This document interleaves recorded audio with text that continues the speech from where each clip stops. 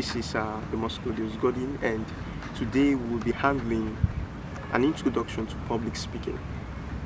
The very way public speaking is important to all levels of mankind.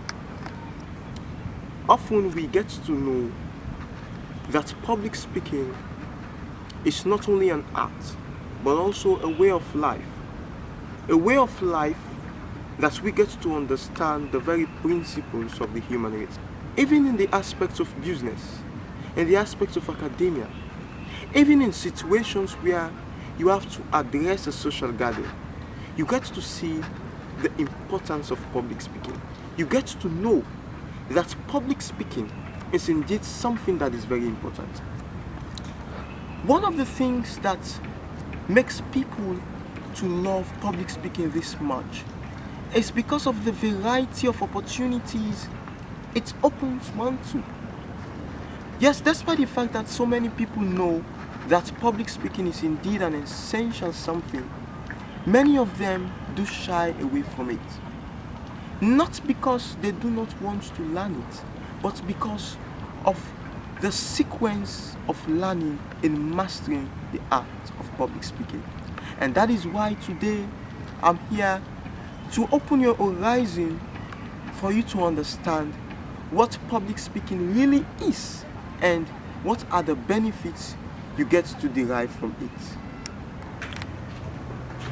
As we've known the very importance of public speaking and why people do get to shy away from it, it is also vital for us to know what is public speaking.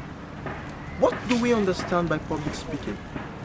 Is it public speaking when you stand before a large crowd to address them? Is it public speaking when you speak to your friends? Is it public speaking when you want to attain a certain position in your social club? All these forms are regarded as public speaking because you will want to persuade, you want to motivate, and you want to inspire people to do a certain something that you want them to do. Now let's see how public speaking came into being. Yes, it has been from a very long time that people have been speaking to crowds. People have been persuading people to follow them. But if we want to go into the in-depth of public speaking, then we must take into cognizance those people whose work were indeed a very drive for us to have public speaking today. One of these people were Aristotle. Now, if we get to understand well, in ancient Greece, when public speaking started, it was indeed a compulsory mandate for someone to know public speaking. Any Greek man who does not know public speaking will not be considered as a Greek man at all. In essence, it is just like today we have countries in which going into the military is a must, in which you'll have to go into the military for you to be able to serve your country. That was how Greece was.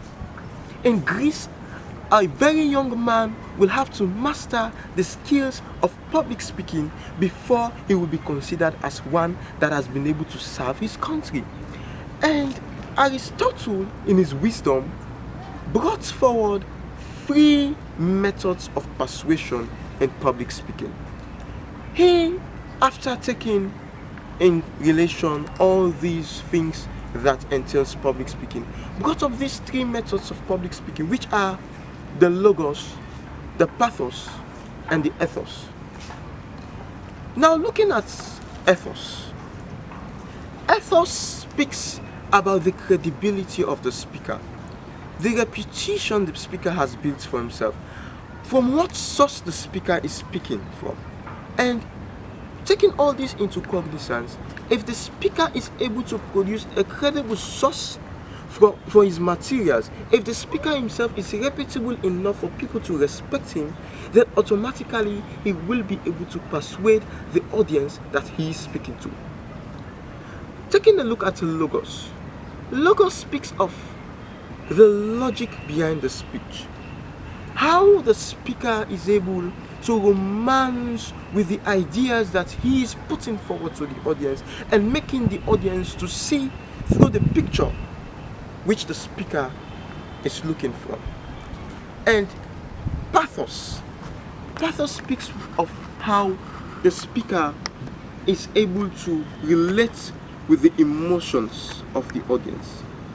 If the speaker is speaking of something very emotional, then the speaker must be able to relate with the emotions of the audience in such a way that they will feel the sorrow, they will feel the grief, they will feel the pain that he speaks of from his speech. So basically, those are the things that Aristotle got forward. And those are the things that if we must go into public speaking, if we must start the public speaking journey very, very well, then we must take these things into cognizance. We must take the 3 methods of persuasion. We must know why we are going into public speaking. We must understand the very importance of public speaking, and we must have the guts to face the audience. Stay with me for multiple videos on public speaking and how you can improve your public speaking, as I will always be there to help you out. Make sure you like, subscribe, and comment on the video, and whatever you want to ask, make sure you ask, and you can contact me via email. Thank you very much, and God bless you.